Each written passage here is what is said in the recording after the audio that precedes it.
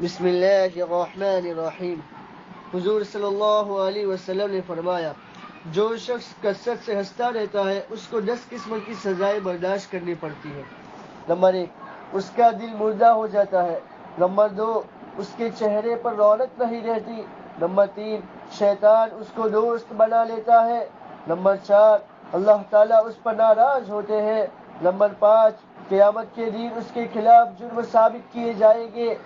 Number 6، حضور صلی اللہ علیہ وسلم اس سے قیامت کے دن اعراض فرمائیں گے۔ نمبر 7، اس پر فرشتے لعنت کرتے ہیں۔ نمبر 8، تمام زمین و آسمان والے اس سے بغض رکھتے ہیں۔ نمبر 9، موج حافظہ خراب ہونے کے اس کو سب کچھ بھول جاتا ہے۔ نمبر 10، اور قیامت کے دن ذلیل و رسوا ہوگا۔ نصیحت المسلمین صفحہ نمبر 28۔